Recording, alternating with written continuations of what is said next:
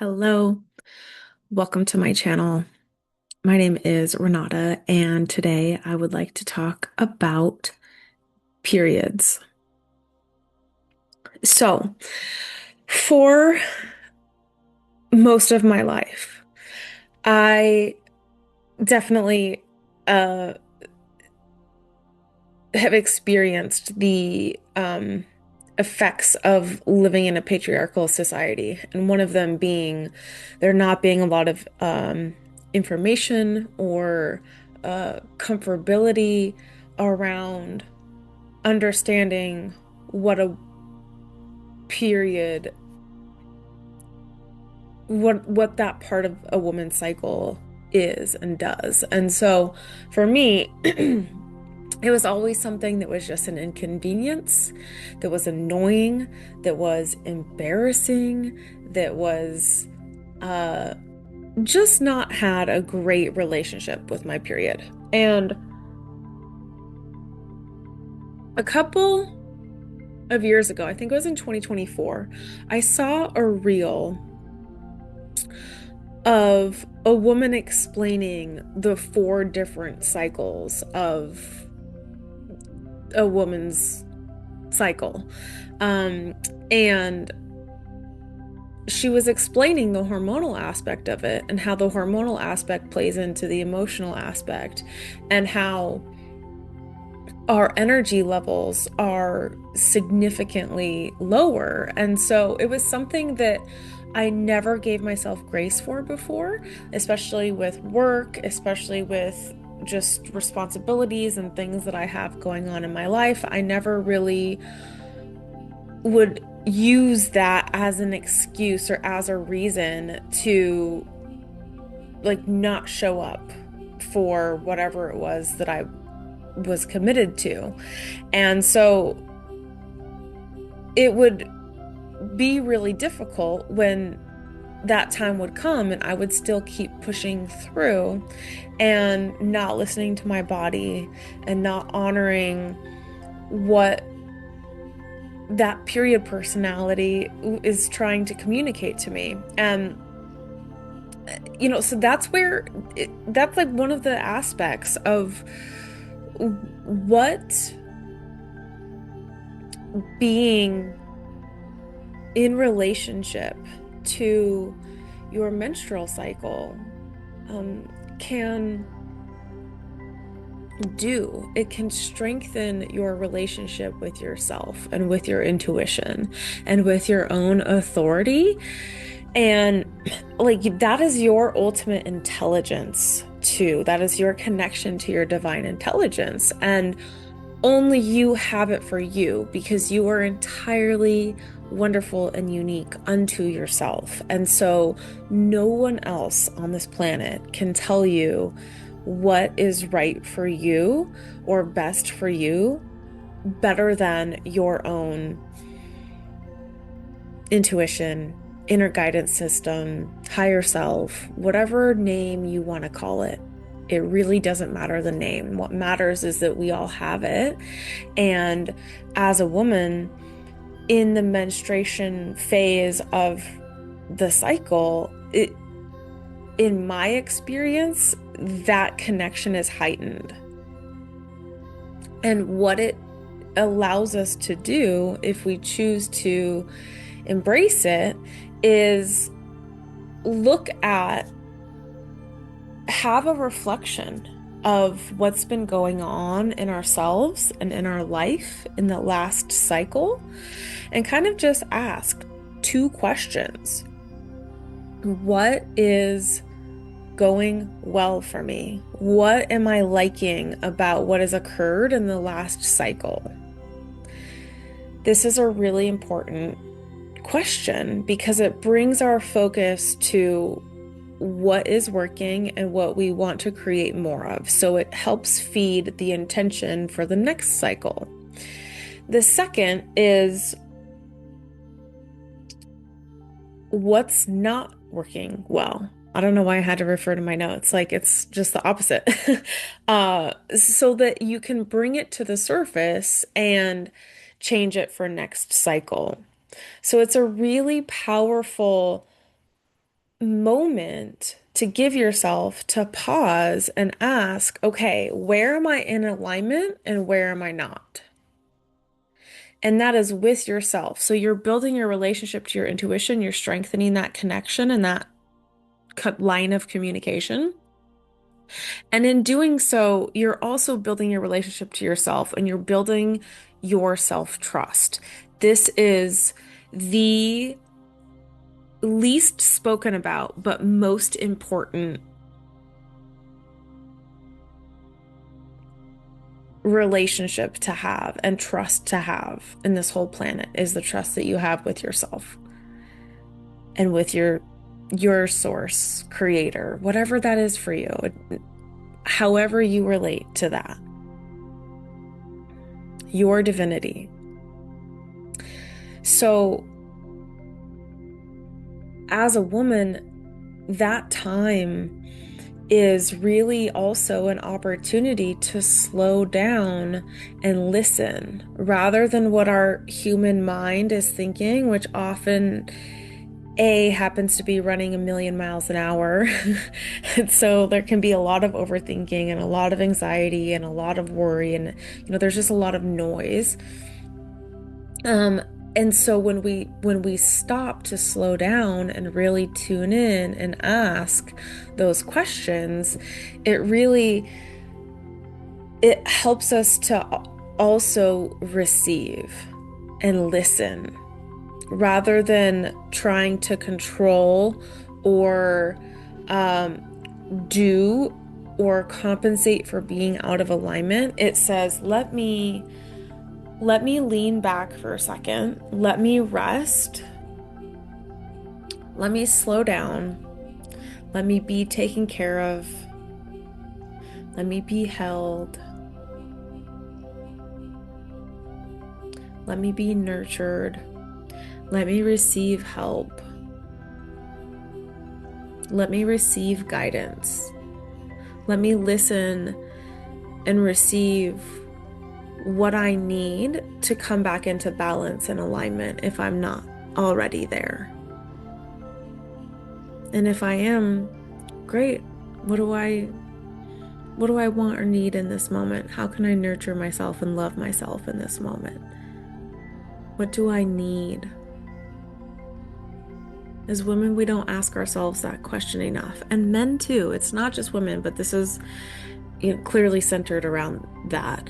But it's very important to ask ourselves, and being on our menstruation, being in that part of the cycle really allows this opportunity to the conditions are ripe to take advantage of the higher sense of connectivity and the natural rhythm that is like, oh, I naturally have less energy.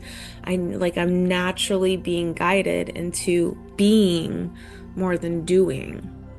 So let me see what else I wanted to touch on.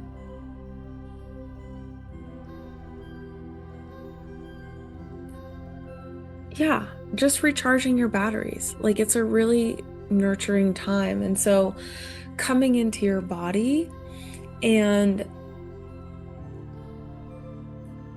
feeling what you're feeling. Feel it to heal it. I like that that's become kind of buzzy because that's the level of embodiment that we're starting to understand collectively is necessary to have a smooth go of the human experience, if you will. We cannot ignore our emotion. We cannot ignore the wisdom of our emotion. We cannot ignore the wisdom and intelligence of our body. And our body is a communication feedback mechanism of our internal world and our state of balance and state of well-being.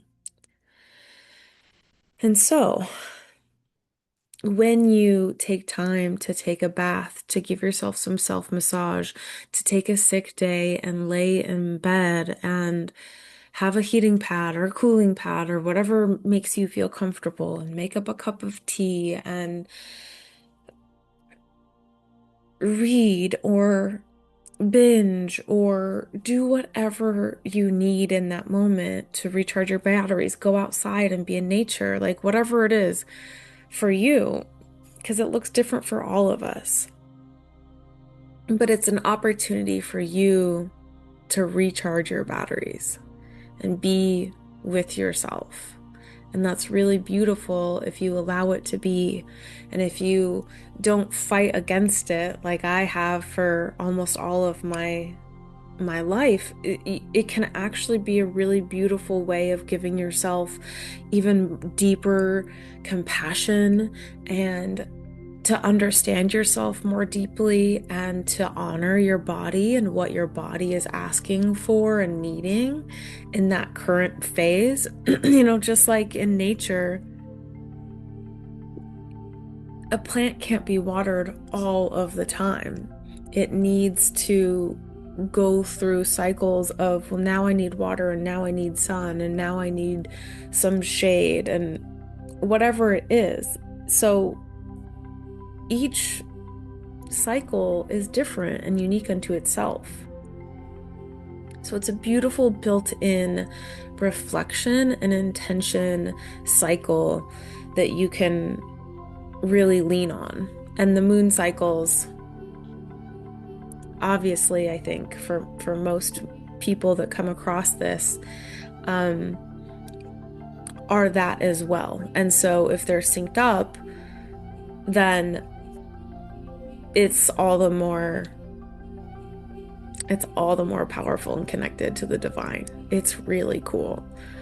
I love it when I'm synced up to, usually I sync up to the new moon, but it changes about every 6 months, maybe once a year.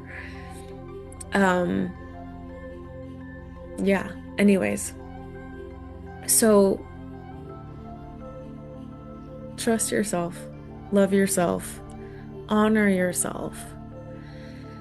Tune in, listen to your body, ask yourself what's going well and what's not. Ask yourself what you need.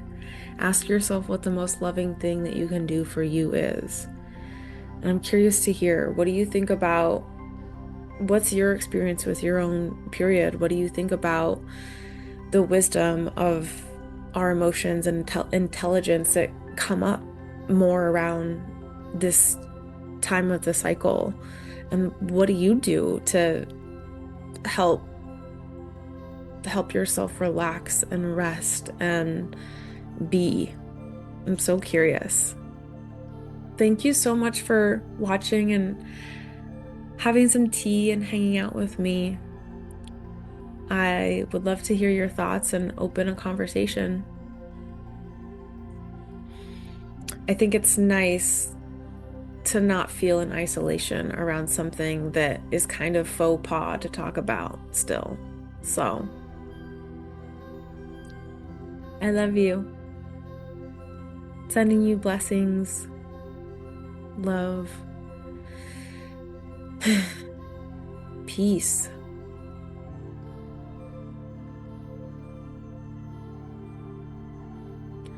Also, I'm just noticing like acceptance, self-acceptance. I'm giving myself deeper permission to accept myself in all ways that I feel and express and think. So often I want to make myself wrong for something or another, and I'm really deepening into the practice of staying curious and seeking to understand what's really going on. And I think that's really the whole root of this video and this invitation, is to be able to see, how do we understand ourselves with more compassion and grace and love? And when we want to make ourselves wrong, rather than fighting against ourselves, rather than abandoning that part of us, how can we build a bridge instead? How can we invite that aspect of ourselves to the table for a conversation, for a tea?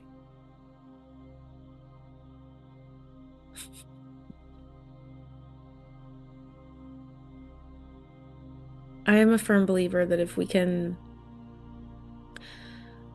be an example of this in our own inner world, it gives us a greater capacity to be that with other people too.